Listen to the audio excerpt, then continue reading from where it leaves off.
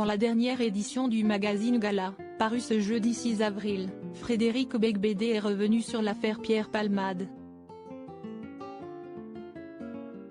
Ancien accro à la cocaïne, l'écrivain refuse d'enfoncer l'humoriste.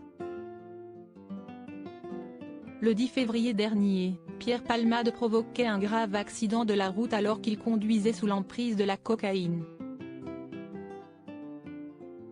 Un fait divers sur lequel de nombreuses personnalités se sont exprimées.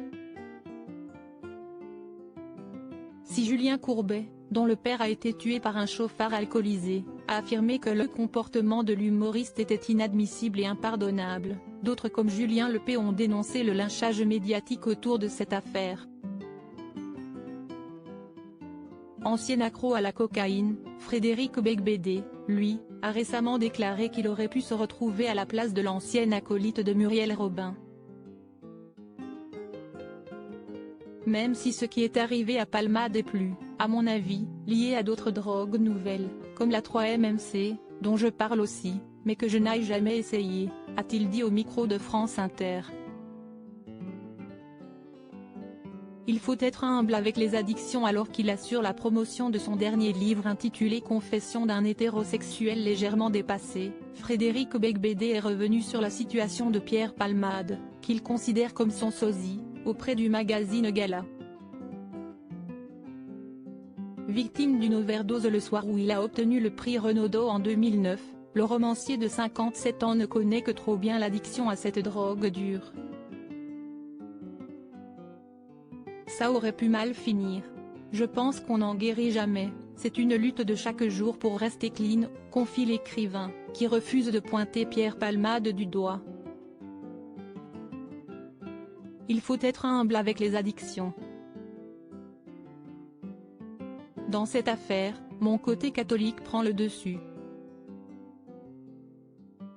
Que celui qui n'a jamais péché lui jette la première pierre, disait Jésus.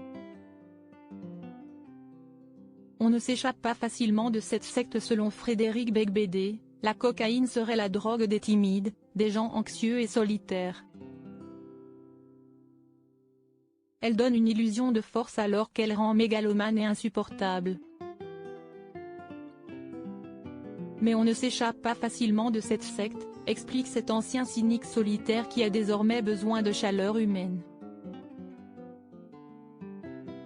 Une métamorphose qu'il doit à sa femme Lara Micheli, qu'il a épousée en 2014 et avec qui il est devenu l'heureux papa d'une fille et d'un garçon prénommés Ona et Léonard.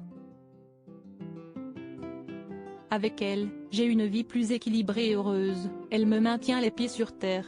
En se foutant de ma gueule. Aucun mariage ne peut durer sans humour. J'ai besoin de structure, sinon la vie est un chaos. À lire aussi Affaire Pierre Palmade. TF1 et BFM TV diffusent une interview de Devrim, le garçon de 6 ans, blessé durant l'accident.